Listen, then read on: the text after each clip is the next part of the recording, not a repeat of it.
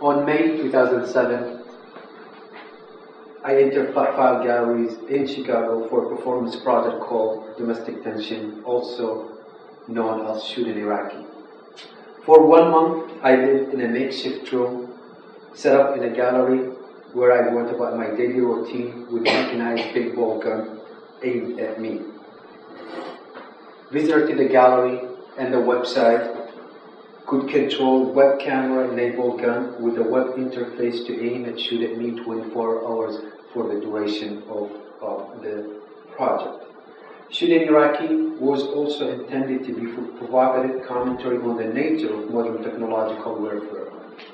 In early 2007, I saw a TV interview with a young female American soldier whose mission was to drop bombs remotely on Iraqi target with her from her computer console in Colorado with absolutely no physical or psychological connection to the target.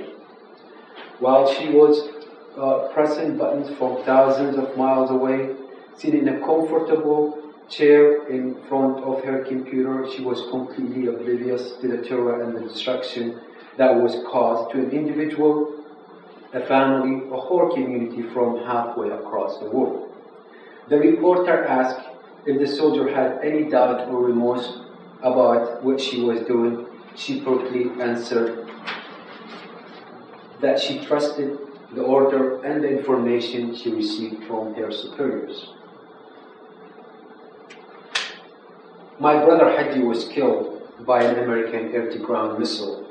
It struck me that Haji's death could have been orchestrated by someone just like the young American soldier at the computer console in Colorado.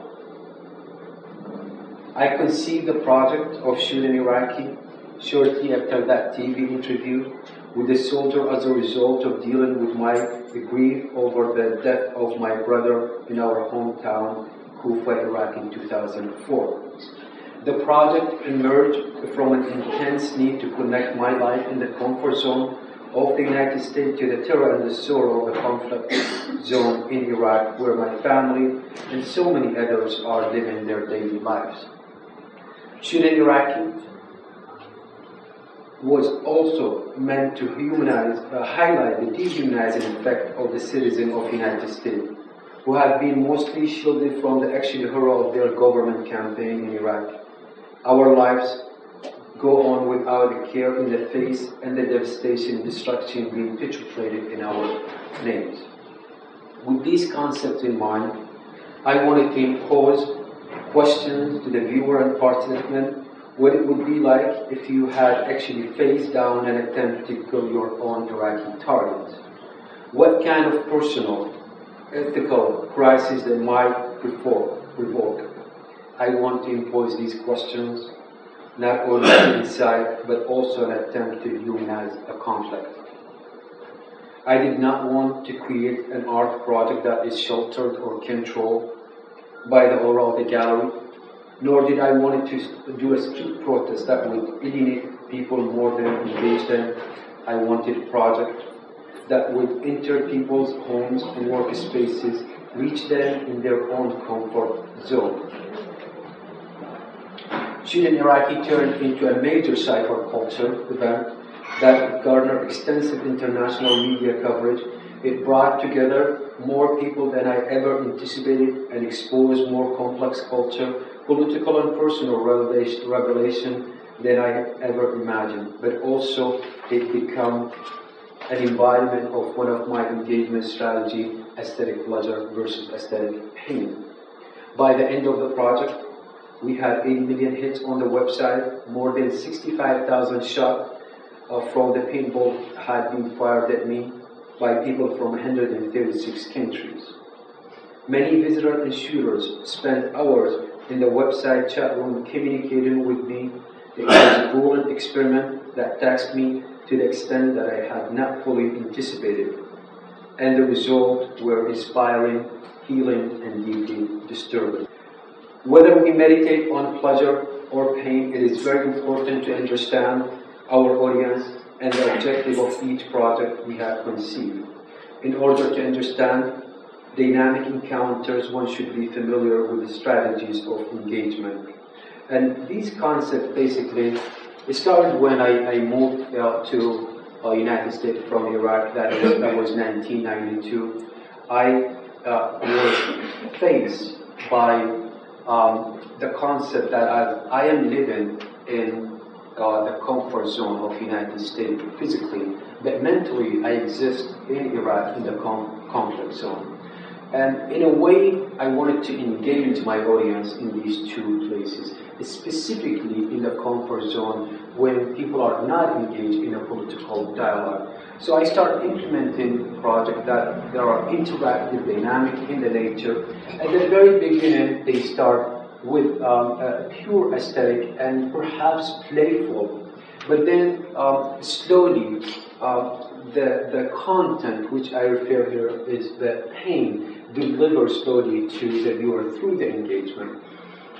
Also, I start utilizing how powerful the virtual platform, the internet, the mobile devices, to reach people in their own comfort zone. So I start any combination with the physical platform, the gallery, the museum, combine and bringing them together. In many of these projects, you're going to see my body being used, and that comes from the idea the body has its own language. The body can influence other people and the viewer's body. And all of these come to form the idea dynamic encounter, which you could simply put as a platform in which all possible end state are unknown. What I mean by that, there is no end state. None of these have been determined previously. So everything is open to the viewer input. And here the power status shifted from imposing on the viewer into autonomy existing within the artist system or democratic system. And because of the status, the end state are unknown, it allows a participant to write part of the narrative that lead to the democratization of the making and the viewing. Early example of dynamic work. For example, here is Telegarden, Ken Goldberg, when he had this virtual garden when you could go on the internet and water the garden. Another one is Eduardo teleporting a known state, where he planted a single seed in a completely dark gallery, and by visiting the space online, you cast the light to sustain the life of the seed. And then you have domestic tension. I decided to move my living space into the gallery space. It was as large as this one. And Lunch, a website, has no political rhetoric. It's called Domestic Tension. I didn't want it to have any war politics. I want people to engage, but with a simple idea. The idea was, this guy is in a space, he could just log from anywhere in the world and shoot at him. So it became kind of a conversation piece by people from all walks of life, not necessarily people who are interested in war or art. And very simple navigation system, right, left, and then you simply move the gun left and right, and then when your gun is ready, you shoot me. And if you have been hit by a paintball, I really don't recommend it. So stay away from them. They hurt and they could break your skin. They could do very serious damage. And you could see how the gallery space have, at the end of the 30 days, have been completely destroyed. In this picture right here, compared to the early picture. So many things took place in the gallery for 30 days, and I, by choice, disconnect my audience by having the stream low quality, grainy, while at the same time I utilize the internet and YouTube specifically by taping the 24 hours, and then I would cut it to 10 minutes video, and then release it on every day on YouTube. This way I'm disconnecting my audience through the grainy image psychologically, but I am connecting them emotionally by what they see on the 10-minute video I released. And I remember everything was fine until day 10, when the Tribune of Chicago had the project on the first page, and that brought massive traffic to the site. Initially, I was very naive to think how many people are going to shoot, 1 or 2 people a day. So I built a project where a tower sitting here, it is the server, it is the control, everything. But when you have massive amount of traffic coming through DSL, it's just shut down. And when the gun broke down, I broke down, and I thought that's the end of the project. And here is a video from that day.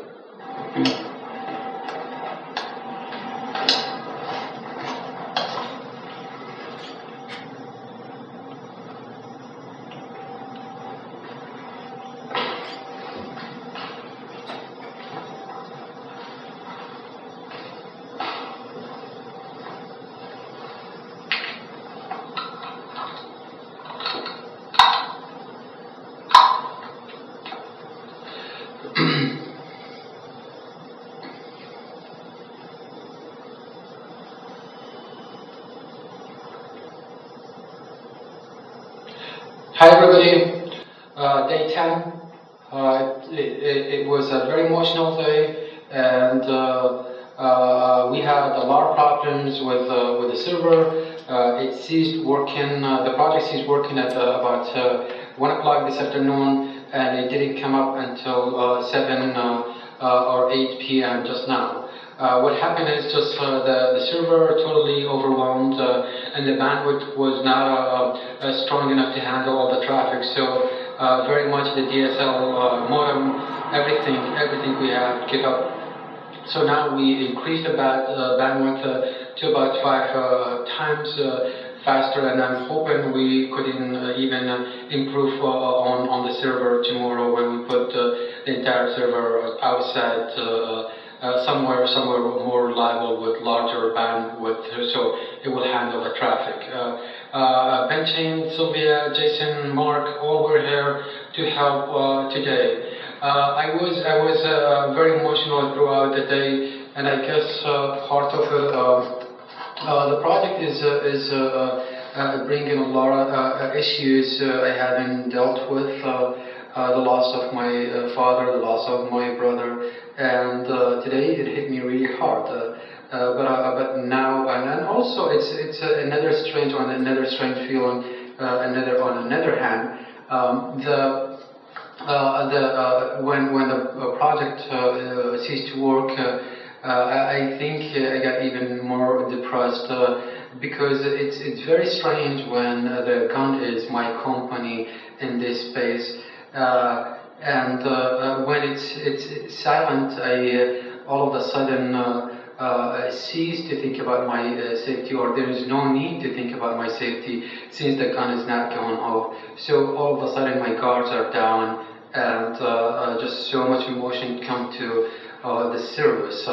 Now the project is up again, and we instead of the IP address, we have you could go. So at that moment, somebody walked into the space, introducing himself as Jason, and said, "I know the problem you face, and I could fix it." And I said, "Who are you?" He said, "You probably heard of Wikipedia. I work for them, and I handle all the traffic that's coming to their site. And what you have is a traffic problem. So I'll give you 2 hours." I said, "Fine." I gave him 2 hours, and within 2 hours, he moved the server to a professional server, and then from 5 people could shoot to 500 people could shoot at the time. It was good for them, but it was not good for me. So things evolved, just like went fine, as many people as they could log in, until 4 days later, when I start noticing massive amount of shooters, and I didn't know what is going on. So I called Jason, which by the way, he became a guardian angel, always on the phone, never slept, just like me. to the end of the project. I called him and said, Jason, what is happening here? Did anybody else hack the gun? Because we had that problem. People will hack the project, turn the gun in an automatic gun, shoot on its own. He said, good news and bad news. Good news, you made it to the top of dig.com. The bad news, to prepare yourself for a storm. And it truly was a storm. Within 24 hours, I received 20,000 shots. And here's the video from that day. Okay, everybody, it's day 15. This has been insane because what happened is it was hit dig.com and the place has been completely bombarded non-stop for the last 2-3 hours, and you could see it's absolutely trapped so much. I mean, to the point you cannot, not a single second. I cannot even keep filling the spot here. Dig.com. This is really disturbing. This is nonstop. I cannot keep track of this. I cannot fill these people fast enough to keep with the demand. Okay, I'll let you go because I think I cannot do the camera and cannot display. So I'll just have to run back and forth. See, I have to run back and forth between see, now I'm taking him. I'm taking it again. It's absolutely non-stop, and this is so disturbing right now. Okay, I gonna go in a safer place. Very disturbing, but I guess I settled the situation. I cannot give up right now, and I won't give up. Alright, gonna go and pull it back. See this one.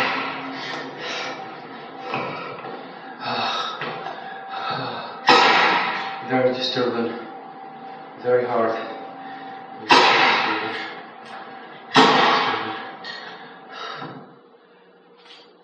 So many stories took place during the 30 days, but at the end of the project, at day 30, I truly become a different person because I thought this is such a great moment as an artist, as an individual. Through art, I could reach that many people and I could affect that many people. And you could see in the next video, I become completely different person compared to the last two videos.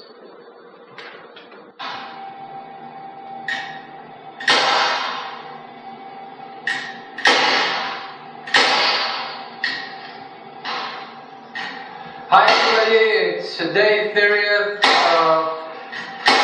The gun is very busy right now. I don't have any script written, but I have a lot of people online who are trying to shoot, and as you can know, there is not even a single second between these shots right now. It's very busy right here, and I think, I don't know why the traffic all of a sudden, but it might have to do with the last day of shooting. But I am going to extend this to one more day. So instead of ending it on day 30th, I am going to end it tomorrow, which is 31 days. And this is dedicated, the extra day is dedicated to the people who doubted I will go through this. So to the supporter, thank you very much. You've been great in this journey. It has been very hard for me, ups and downs, united people, divided people, but that's what art's supposed to do. It's supposed to inform, it's supposed to agitate, and it's supposed to be part of life. So thanks everybody for your great support. And one more thing, I have no resentment to the people who shot. It's an encounter, it's not a didactic piece, and it's an open narrative one. We could all impose our own narrative on it. So To end this, I am in great spirits. The energy is great. There is of course, there is a mental and physical impact, but that I could deal with that after 5 o'clock tomorrow. I hope to see some of you when I walk out of the gallery. Otherwise, I would love to see everybody on the 16th of June when we take this place down. So either I see you tomorrow or I will see you on the 16th. Thank you again, and it has been a great journey. Bye for now. So I left the gallery after 31 days and I started receiving other invitation from institution. And the first one I took, it was from Mentalva Art Center. They asked me to come and engage the community in an art project where the participants, they are members of the community. And I proposed something called El Dar Arabi, which is the center is just like, we got a beautiful land, and I proposed to build an Iraqi-style farmhouse in the middle of the space, and then connect it to the internet, to an Iraqi house in Iraq, and then have people interact with each other. The community stepped in, and within a short amount of time, we built it. We then connected it to the internet, and people could come and visit. But what the community did not know, my intention and my agreement with the center is on the opening night I would blow it up. And at the last minute the community center did not allow me to blow up, fearing that's going to have a backlash, the community may not like it. And my response was, what kind of democracy when you cannot blow up your house, right? In Iraq I could blow up 5 houses, and my neighbors too, you know. So I moved on to another invitation, which is this time from Lenzer Biotechnical Institute, to engage the community as well. The first project I did, trying to connect people or have them inform about what waterboarding. How many people know what waterboarding is here?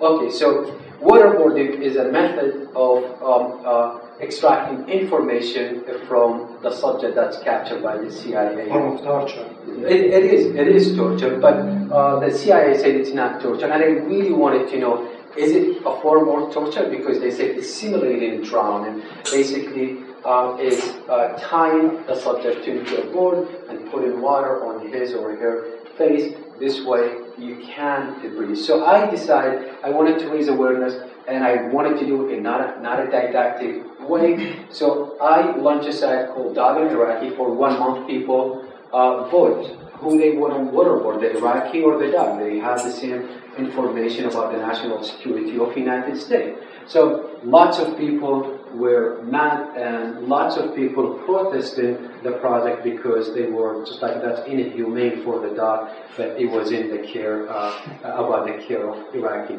So the show was shut down, we were kicked out of the gallery, and then I continued the project, and at the very end I wanted to see is it really torture or is it simulated. So I subjected myself to waterboarding.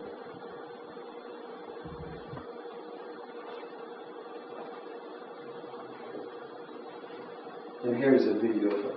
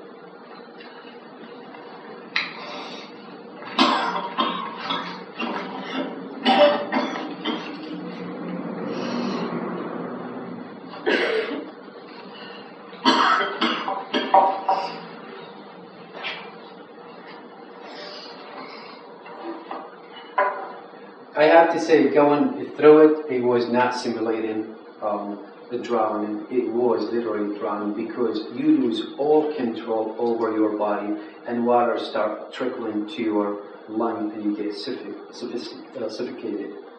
The other project I did called Virtual Jihadi. In this project in 2005, I got to know about a video game called The Night of Bush Capturing. It was released by Al-Qaeda, and the State Department thought this is a recruitment tool, this is terrorist propaganda. I downloaded it, not knowing what I'm going to do with it, until 2008 when I had this idea of turning myself to a virtual suicide bomber in a video game. So I hacked into the game, inserted myself as the Iraqi who sent on a mission to assassinate President Bush. It wasn't the brightest idea I had. When the CIA, the Homeland Security, everybody showed up.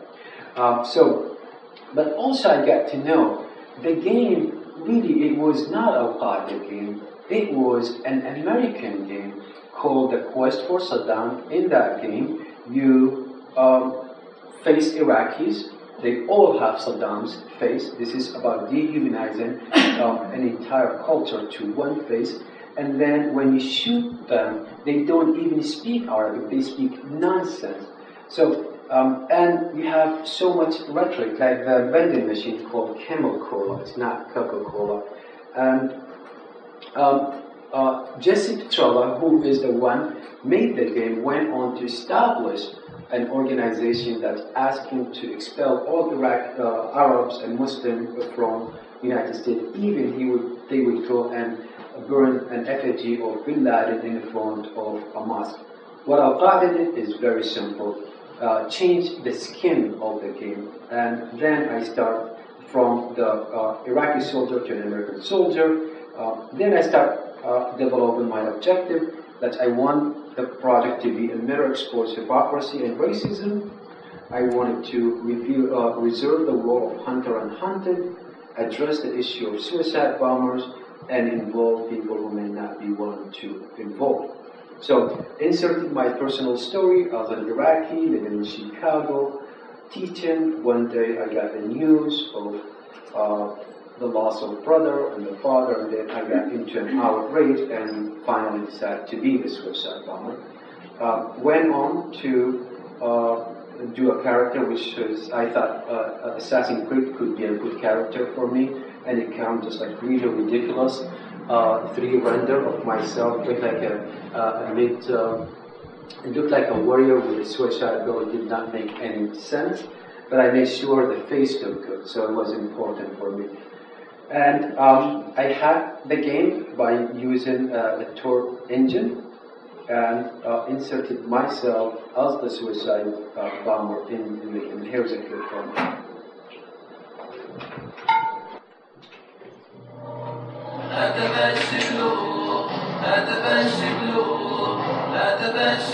سأحيا سرمديا وأمام الظل وأمام الظل وأمام الظلم إعصارا عتيا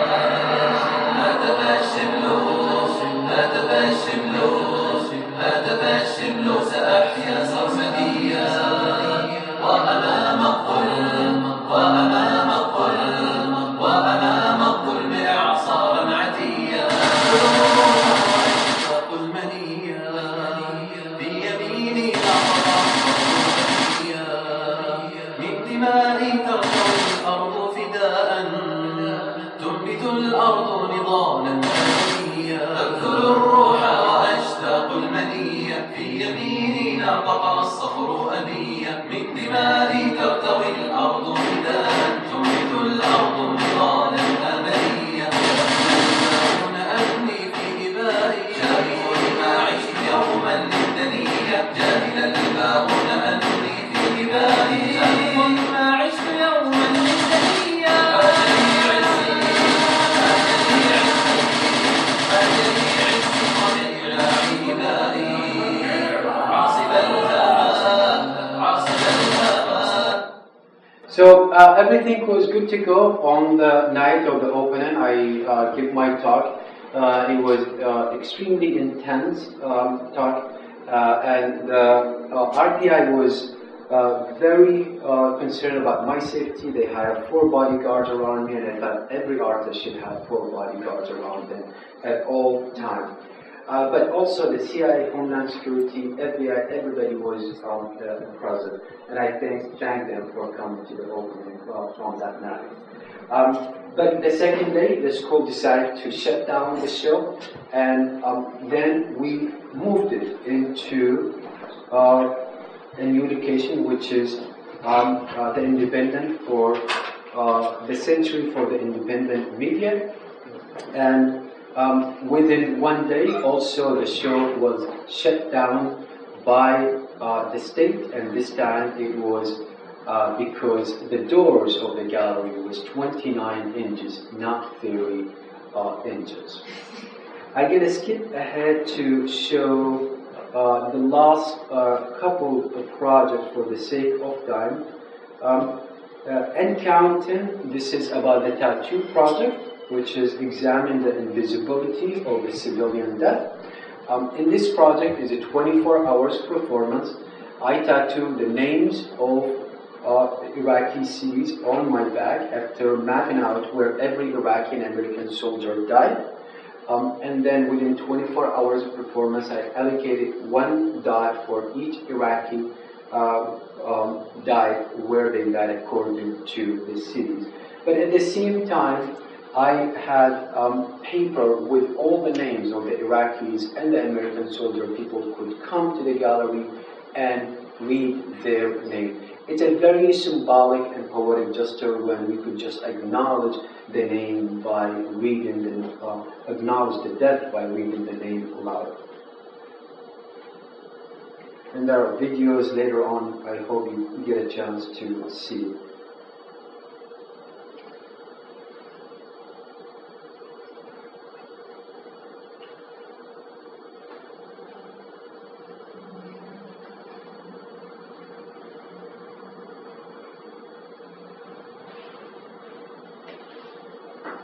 And this is what you see under the black light. You see the dots.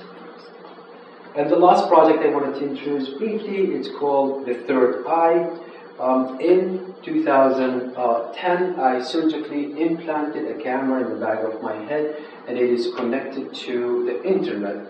In this project, I was examining the ideas or the concern I have that so many places I left behind with no record. But I also come to understand whenever we shoot an image that is become a subjective image, we encode it by the way we frame it, by the way we crop it. So I wanted to lose all subjectivity over the image. I wanted to unite it, the body with the machine to create a new shooting apparatus.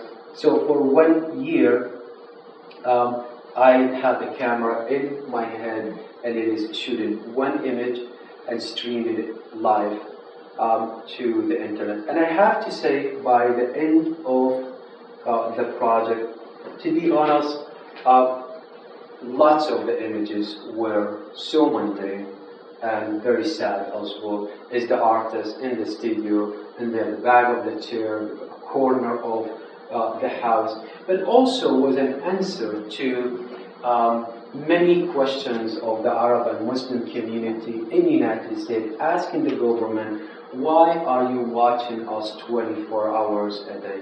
And my answer here is a year of my life. It's very sad. When you look at it, it's just people on the street, in the supermarket, just like normal people. People disbelieve there is a camera in somebody's head. People are very excited, some of them, about it. And then the rest of it is very mundane. Coffee shops, very voyeuristic sometimes.